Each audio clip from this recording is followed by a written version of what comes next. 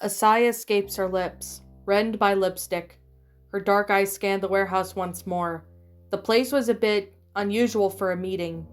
It didn't look abandoned, but it didn't look like it was very used often either.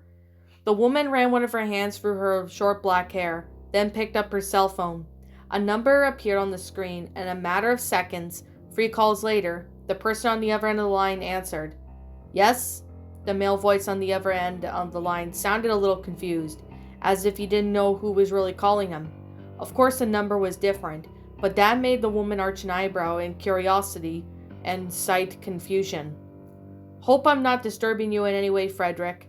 Her voice soft echoed throughout the desolated place, and the woman leaned her back against the wall, slightly bored expression on her face. Oh look, I didn't expect you to call first. The woman arched an eyebrow at his words. What's wrong? Don't you think you're forgetting something?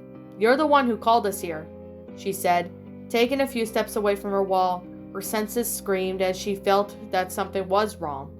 No, I don't. The moment he said this, her skin shivered slightly. Her eyes focused on the figure approaching calmly in front of her. She narrowed her eyes slightly and slowly approached with her lowered her hand, bringing it closer to the gun at the waist. She heard Frederick on the other line. However, to her surprise, her cell phone made a strange noise and simply stopped working, which left her slightly confused, but then made her look at the small object in the man's hand. A small smile formed on her red lips as she put her cell phone back in her pocket. Well, I can't say this isn't a surprise. What are you doing here, Krauser? She watched the man with a sharp gaze, her body ready to act at the moment, despite her expressive face. Krauser, for his part, merely snorted in disdain.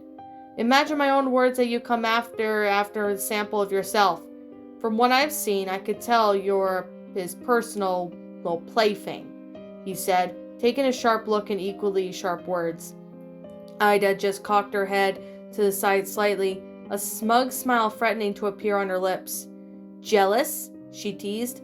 Ha, in your dreams. I could be nice, though. Why don't you just quit this job and come with me, huh? We may not get along at work, but I'm sure we'll get along just fine when I do you senseless, he said, playing with the knife in his hand. Something simple but masterful.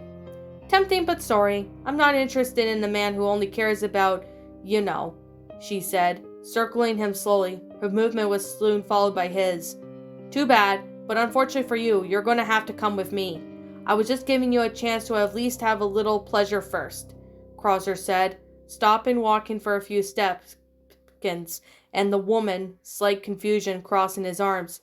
You don't have the brains to come on to have on your own, and even if you did, I doubt you have plans for a simple G virus.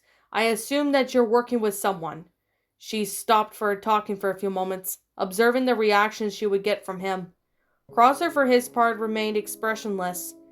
That's what's funny? After Albert threw you out like a dog, I thought you'd been left to die in some alley, but apparently someone managed to put a leash around your neck, he teased.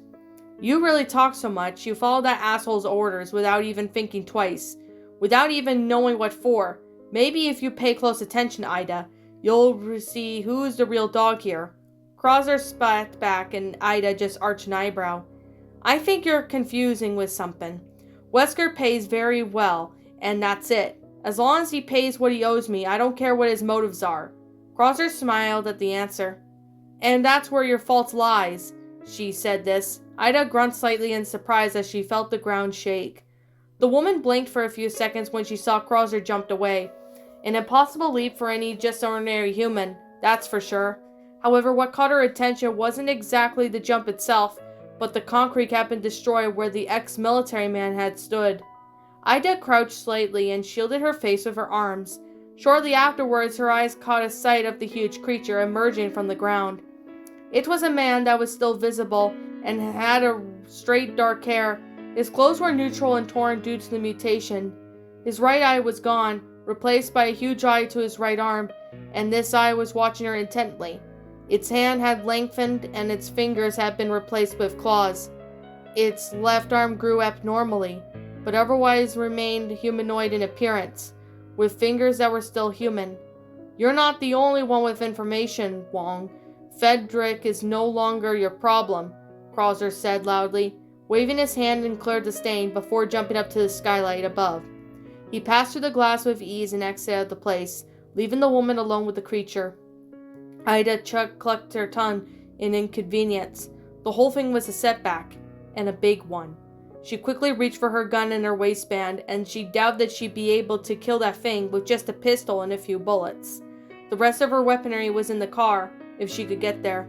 Her thoughts were interrupted when the huge creature advanced a leap towards her. The woman reacted quickly and moved away from the impact area, dodging the monster's huge claws that were now embedded into the ground. The whole place seemed to shake. The concrete began to crack. Before Ida could do anything, the ground gave away. Both she and the monster fell into what appeared to be in the sewer, but somewhat abandoned. She grunted as she felt her back hit the ground, but she didn't even have time to process the pain before she quickly got up and shot the creature in the eye, which was already on its feet. The monster roared as it advanced towards her, and in one swift motion tried to slash her with its claws in a horizontal attack. Ida reflexively crouched down, dodging the attack. The creature then closed its fist with its arm and raised its hand before bringing it down on a clear attempt to crush the woman. Ida reacted quickly and jumped backwards, dodging yet another attack.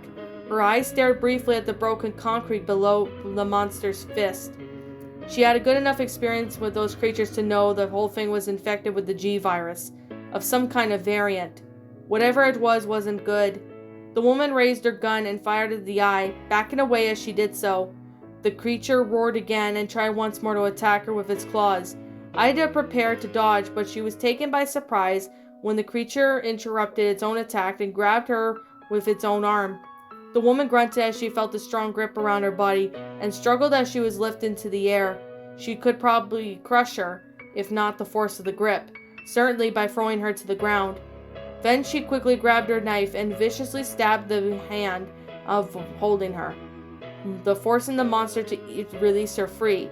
She once again shot the creature in the eye, which staggered back a few steps. However, despite its size, the thing was certainly fast. In a blink of an eye, it reacted and tried again and again to attack the woman with its claws. Ida's eyes widened as she jumped backwards, narrowing, missing the blow, and she grunted as she felt one of the claws slice into her stomach. Not deep, but wide enough to leave a scar. The attack was so strong that as the creature crashed into the wall, it only caused the surrounding area to shake, and the place began to collapse. When Ida saw this, she turned around and started running in the only direction she could. She had to get out of there. The quicker she got her weapons, the quicker she could kill that thing. The door opened abruptly, and the noise echoing briefly through the corridors, and they both stared at the messy place, the last remains of people being covered in dust part of the ceiling that collapsed. Sherry entered first, along with the little girl next to her. The woman kept her gun raised and pointed at the corridor, while Ghost closed and locked the door behind them. They could still hear the noise of the approaching lickers, but they had some comfort because that door was made of iron. They weren't able to break it down so easily, even if they knew where they had gone. Ghost walked quickly, taking the lead with his Desert Eagle raised. They were still far from being safe. It was the entire airport that was infested with lickers, or other types of creatures, who knows. "What's the plan?" Sherry asked the man, glancing at him as they walked through the corridor.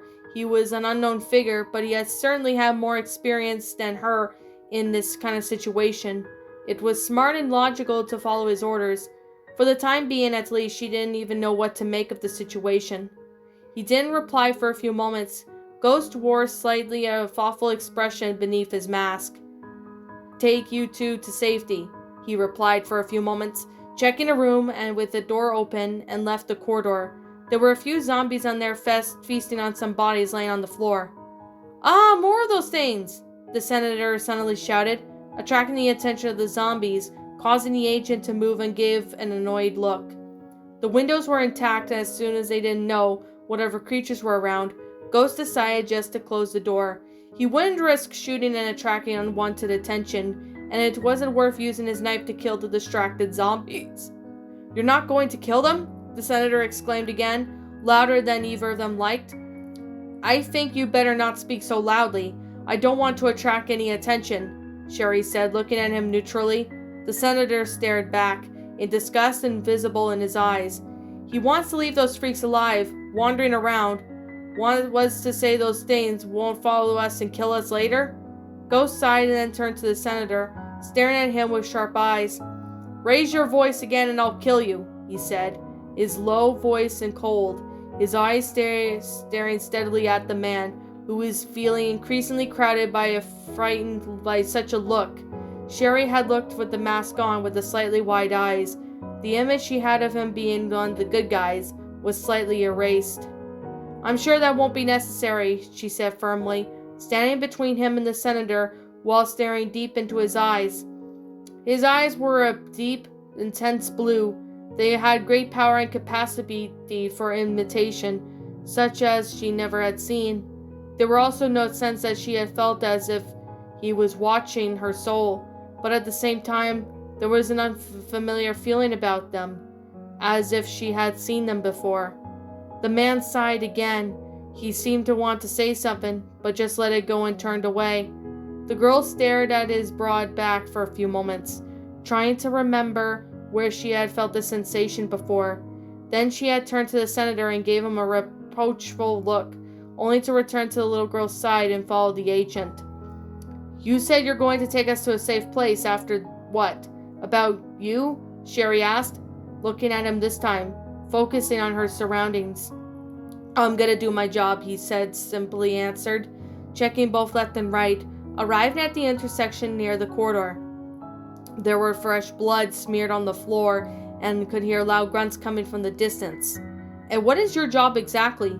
Sherry tried, but wasn't surprised to be answered with silence.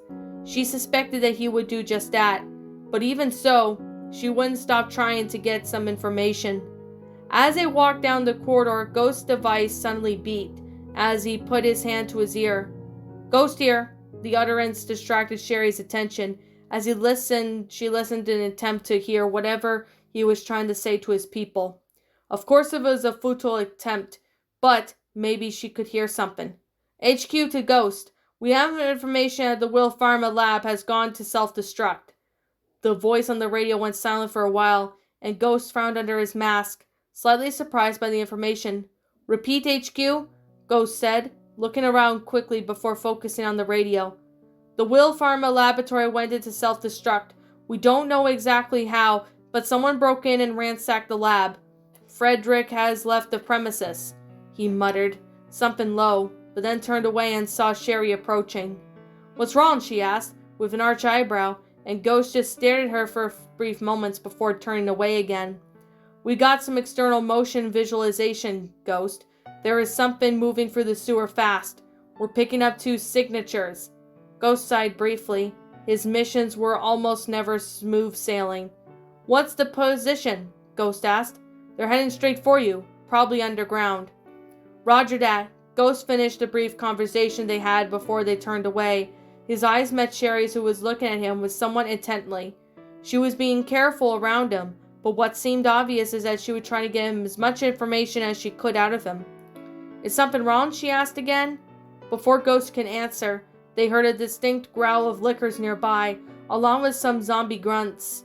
Let's go get you out of here soon, he answered quickly, already turning and raising his gun towards the corridor, leaving no gap that Sherry could use any questions.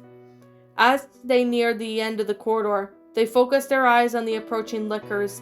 2 of them were walking on 2 legs, slightly hunchbacked, while the other 2 were walking along the wall. The latter more closely resembled the licker's Ghost was being dealt with. The agent put his Desert Eagle back in his holster and picked up his rifle. It was better to use as a weapon, to which he had plenty of ammunition. According to what HQ warned him, he better keep some ammo and his strongest gun. Are you ready? He asked, without looking at Sherry, who somewhat felt distressed expression on her face. Despite this, she replied with a nod, after making sure Selena was close to her. As long as you stay still, they won't even know you're here. Don't move, Ghost said, only before opening fire on the lickers, advancing their rapid pace. Sherry even tried to say something, but he didn't give her the time, so she just kept her mouth shut and looked at him attentively, ready to help him when he needed it. The man fired at one of the lickers walking upright, sitting up mainly at the head, but also in the neck, causing the humanoid creature to stag backwards. Stunned by the shots, the monster next to him roared and started running towards the agent, as did the other two who were running along the wall. However, this creature became the man's new target and could get very far before falling under the bullets. Ghost aimed his gun at the lickers approaching the wall, but they were really fast, and as soon as they were forced to react, one of them leapt towards him. The man then threw his body to the side, dodging a piercing attack aimed almost at his stomach. Then he turned towards the second licker and threw himself to the ground while raising his rifle, firing at the creature above him. He quickly got up with his knife in hand and turned again, dodging a slashing attack from one of the humanoid lickers that was counterattacking, driving this blade into the creature's head. Then he pushed the standing licker to his side and threw himself once more to the other side after the other tried to attack him too. Ghost tried to counterattack, seeing that the creature was on its side. However, he was forced to throw his body away against one of the lickers, jumped from the ceiling, and tried to drive its claws into his body, only to crash into the concrete. Ghost then throws his knife towards the creature, hitting it squarely at the center of his exposed brain, and quickly lunges at the standing licker. He kicked the back of the creature's leg, bringing it to its knees, and without giving it time to recover, he shoved the rifle into his mouth and pulled the trigger, until the brain literally exploded into blood and flesh. The man heard footsteps approaching quickly again. He quickly threw his body to the side, rolling on the ground while grabbing his knife from the licker's head again. Sherry just watched as the scene unfolded in front of her. She didn't know exactly what to do, how to help, if she didn't even need him. It didn't seem to be the case. He moved in a way that she had never seen, so placed and precise, so skillful. It wasn't the way Chris or Claire moved, far from it. It was almost unique, kind of like a lethal dance of those movements were summonly meant to kill, nothing more. Not only that, but he was dealing with those monsters with extreme ease, creatures that were capable of splitting a man in half with one swipe of their claws, so fast that it was nearly impossible to actually run away from them. Lickers were considered one of the most lethal biological weapons, as he was dealing with 4 of them at once. "Now's our chance. We can get away from here where he kills those things." The senators behind them snapped out of her thoughts. Sherry blinked a few times, processing on what he just said. "What? You heard what he said. If we stay quiet, those things won't even know we're here." He said it again. The girl's expression changed to a rigid one. "Do you want to leave him here? He saved your life," she scolded. "And he'll be saving again if we leave here now. Look at him. He already knows his way around." The senator insisted once more, not caring much for the girl's reproachful expression. Sherry didn't reply for a few moments. She just stared at him with a certain disgust. "If you want to go, go," she simply said, returning her focus to the fight in front of her. Her fingers grazed the trigger of the gun in her hand after she saw the tongue of one of those lickers pierce through the side of the man's body. However, she only blinked a few times in surprise when she saw that it didn't bother him, and he just cut out the tongue with his knife before firing the tail shots at the creature. "Do you really want to let that girl get close to danger?" The senator's voice was louder than any of them would ever wanted, and one of the lickers turned towards him, roaring rapidly and advancing towards him. The senator was startled and moved away as quickly as he could, purposely getting behind Sherry, so both she and Selena were both between him and the licker. Sherry gritted her teeth and fired at the approaching licker, hitting it several times in the head. The pistol had a slightly stronger kick than she was used to. Not for nothing, it was stronger than an ordinary pistol, and the creature was stunned by the shots, and that's why exactly it misses his jump. Sherry grabbed Selena by the arm and threw herself into the side with the girl in embrace, causing the licker to fly over both of them and hit the wall. The blonde heard footsteps beside her and soon got the image of the masked man enter her line of sight. He approached the licker with calm steps and stomped hard on the back of the creature that had just tried to get up. Forcing it to the ground, then he plunged the knife right into the side of the monster's neck, once, twice, until the creature was motionless. Ghost sighed slightly and wiped the blood that stained the blade before putting it back in its sheath. Sherry sighed with relief and stood up quickly, helping the young girl to her feet as well. "Are you all right?" she asked, as the girl just shook her head in reply, without even looking at her. Selena seemed very attentive to the man. El Fantasma La Moto, she said, while looking in his direction. Sherry even did the same. Both the girls watched as they approached the senator with heavy steps. Sherry knew instantly that this wasn't a good sign and hurried towards them, but she couldn't get any closer before Ghost landed a powerful punch to the senator's face, so hard that it drove the man to the wall. The senator grunted loudly and slid to the floor, feeling his vision blur as something ran down his face. A strong pain began to spread around the spot that had been hit. His fearful eyes stared at the huge figure in front of him. A black figure with a skull mask covered in blood staring at him murderously. "Hey, cut it out!" Sherry said as she stepped between him and the fallen senator. She couldn't see his face, but she didn't need to. His intense eyes were enough to make her whole body shiver, and she couldn't help the feeling of being intimidated. "I said stay quiet. They won't know if you're here. It's a simple task." His voice was cold and rigid at the same time. He needed to be able to stare deep into her soul. Sherry felt that he was talking past her. However, that didn't change the fact that he looked scarier up close, especially covered in blood. "We heard. I also think he's learned from his mistake," she answered with a firm tone, despite the fear felt going against him. It was strange. With all that fear she had felt, she also had a slightly familiar feeling. Those eyes, she certainly had seen them elsewhere. "A mistake that could cost you your lives, both yours and the girls." He nervously, crowdedly, selfish, energetic, hypocritical. He's good for nothing but live bait. His fingers slightly squeezed the tilt of his knife, an action that didn't go unnoticed of the girl's attentive eyes, which swallowed a little saliva. It didn't take a genius to know his word was different from hers. He dealt with outbreaks like this on his own. As far as from the information indicated, a mistake, no matter how small, it could be fatal. This was his anger at the senator. But still, her world wasn't like that. She certainly didn't allow him to kill someone just simply because he was so inconvenient. Well, at least she would try. "You broke his nose. I think he learned his lesson," she insisted once more, and after a few moments Ghost didn't reply. They both stared in silence for what seemed like minutes. The agent didn't understand very well. He was disoriented.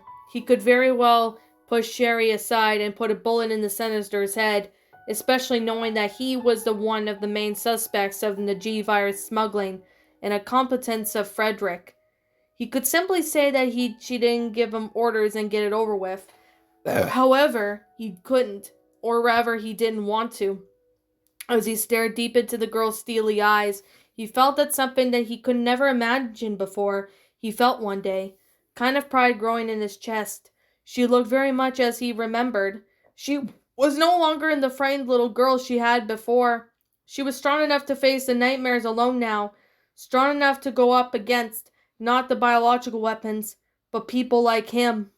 And while it was dangerous, it made him feel satisfied. Maybe that was the word. "One reason. Just one," he said, raising his hand and placing his fingers in front of his face. Sherry continued to stare at him with her face unchanged, but she still breathed a sigh of relief, knowing that she had stopped him from killing the senator. Without waiting for an answer, Ghost turned and began to walk down the corridor, watching the little girl cowering a few places away for a few moments, before focusing his gaze at the end of the corridor. Sherry watched him walk away for a few moments, but then focused on the little girl next to her, who was holding them of her shirt. The blonde smiled softly in an attempt to calm the girl down. She reminded herself a few years ago, and she knew exactly how the little girl's head was at the moment. She then turned to the senator, who was still grunting on the floor. A sigh escaped her lips. This didn't look like it was going to be easy. She crouched down in front of the fallen man, extended her hand towards him. "Can you get up?" she asked sweetly, only to receive a slap on the hand response. "Fuck you, I don't want your help," he said in a slightly slurred voice, getting up with somewhat difficulty. Sherry sighed slightly. This situation was bad enough. She didn't need a grown man throwing a tantrum right now. "But you'll want to keep quiet from now on. You know very well next time I won't be able to stop him." she said, in her serious tone of voice, making the senator stare at her for a few moments, but his mind rethinking his next steps, she hoped. The girl then turned around and nodded next to Selena, silently asking if she was all right. The girl nodded in response, before taking Sherry's hand and following her after the ghost. The ghost walked slightly quickly, and a little hurried information he had received. Whatever was heading his way, whatever he would face now, he would feel so much better doing it alone as always. The sooner he got Sherry to a safe enough place, given that everything had happened, for better for both of him and her, and for that little girl. As they walked through the empty corridors at one point, they heard screams echoing throughout the place. More than one voice, but with the same desperation. Sherry stopped walking and paid attention to the screams, trying to locate wherever they were coming from, while Ghost was walking as if he hadn't heard, causing her to look at him a little incredulously. "Someone's in danger. We need to help," she said, making him stop and turn to her, his inexpressive eyes staring deep into her expectant ones. "Why?" Ollie asked, and for a few moments, Sherry didn't quite know how to respond. Her eyes were blinking a few times as his question ran through her head. "Why, Dad, we can't let other survivors die." He didn't sound surprised or convinced, or anything to tell the truth. "They are still at the wrong place at the wrong time. They're certainly making a lot of noise. They're drawing all the nearby biological weapons towards them. Their desperation will soon be over," he said in a neutral voice, his tone indicating that he didn't think that this was anything more than an opportunity to move through the corridors a little more safely, showing that they didn't really care. Sherry opened her mouth, feeling the anger rise in her chest from the lack of empathy in the man in front of her. "You're going to leave him to die just like that?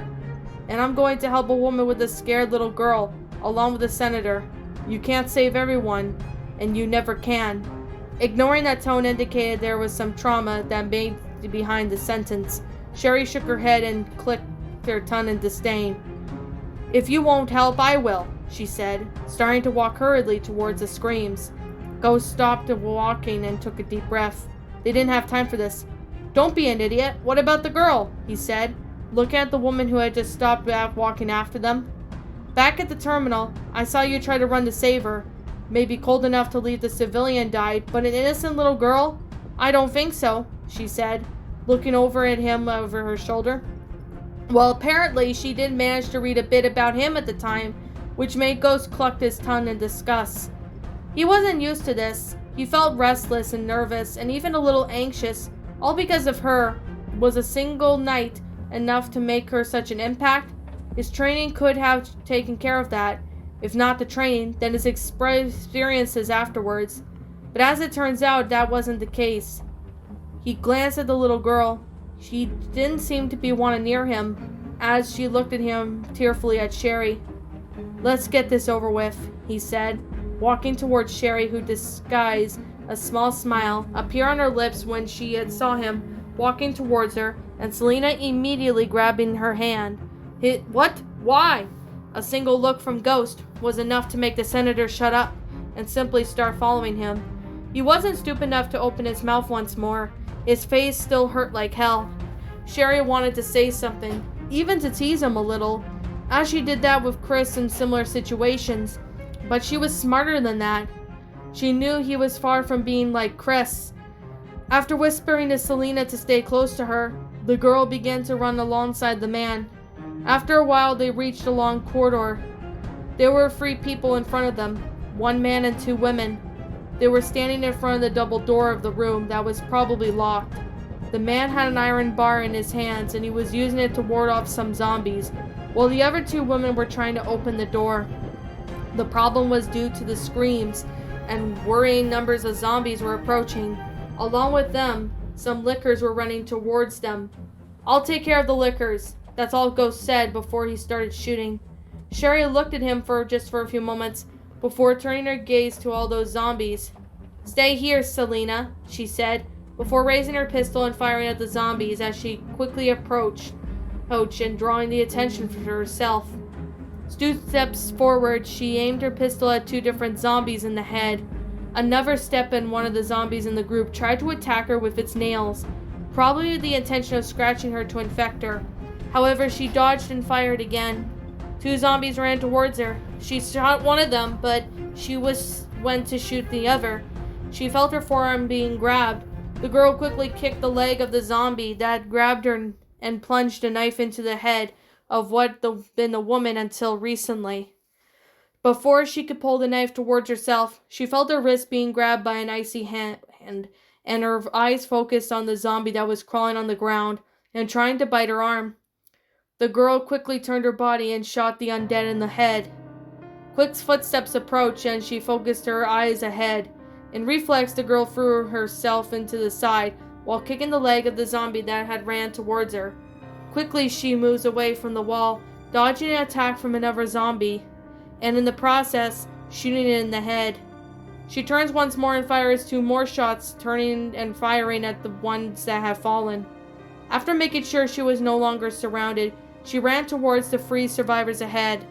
The man had killed a few zombies, and there were some bodies lying motionless on the ground. However, at the moment he was fighting 2 who were pressing him against the wall. The only thing standing between him and those bodies of mouse was his metal bar. Sherry approached and shot the first zombie in the head. Seeing that she ran out of bullets, she picked up her knife and plunged it into the head of the last one. The girl pulled her knife back out and wiped the excess blood. Her eyes scanned the area briefly. After checking that it was safe enough, she looked at the 3 survivors. They were scared, sweaty, bloodstained in the process, but otherwise they seemed fine. "Are you okay?" she asked, but before she could answer, she quickly turned around and saw the little growls of a licker right behind her. However, as she turned around, she only saw the huge creature squirming on the ground with a knife to its chest, and that man calmly approaching with his rifle in the back with a Desert Eagle in its holster. She watched him pull the knife out with some violence just before the licker went still. Sherry had so many questions, both curiosity and personal and professional. She then shook her head slightly and turned to the man again, who alternated his eyes between her and the man behind him, a self-prevalent in his gaze. Yes, thank you. Thank you, if it hadn't been for you," he said, panting, trying to catch his breath. "Are you from a rescue team?" one of the women asked. She was wearing a dark social skirt with a white social blouse. She had long dark hair with brown eyes. "Unfortunately not. We're just heard the screams and decided to help," Sherry said, looking sympathetically at the disappointed expressions until her attention was drawn by Selena, who stood next to her. "But they'll come, right? You're a member of TerraSave. They'll do something?" another woman asked. She wore simple clothes, standard jeans and a pink blouse, and he had short hair with light eyes that contrasted nicely with his dark skin. "A rescue team is already being prepared. They should be in action in the next few hours." This time it was Ghost who said it, drawing her attention to himself. "Next few hours? Oh, how are we going to make it through all this?" the man asked himself, frustrated. "The situation is just as dangerous for you as it is to them. In the meantime, you need to stay in a safe place," he said, in a serious voice, rigid and leaving no room for any further comment with the frustrated survivors. "We have some survivors gathered in the room nearby. We went to see out if we could get in touch with the authorities outside," the man said, to Ghost's delight. "Good," he said, and then turned to Sherry. "Go with them." Before he could finish anything, the whole building seemed to shake, causing them to almost lose their balance. The silence lasted for a few moments, and then a roar echoed throughout the place, a roar that sent shivers down the spines of the survivors. A somewhat familiar roar, unfortunately for the 2 people, linked by a common trauma. The building shook again, and this time, after what felt like an explosion. The concrete beneath their feet began to crack, the walls began to crumble, and the ceiling started to fall in. Sherry immediately pulled Selena to her grip, protecting her as best as she could. The more building shook, the more it destroyed itself. At one point, the concrete of it next to the wall fell and broke with an explosion, as if something large came crashing through quickly. Ghost's eyes widened out of pure reflex. He dodged the attack that would certainly have killed him, grazing at the side of his body with his arm. The senator wasn't so lucky, however he was full hit on, sliced open with its claws, and thrown violently to one side. The huge creature roared. Sherry stared in awe at the thing. Uncomfortable memories flooded her mind, and her thoughts went straight to the little girl in her arms. "Get out of here! Run!" she said, pushing the girl aside and focusing her eyes on Ghost, who had fallen to the ground. "But, go on, I'll stay with them," she shouted, and reluctantly the girl moved away.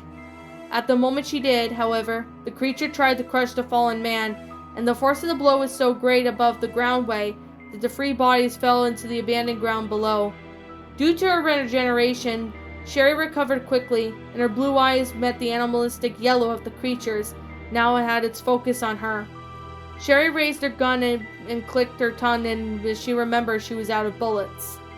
Her monster then approached closely. Its footsteps were so heavy that they made the ground shake.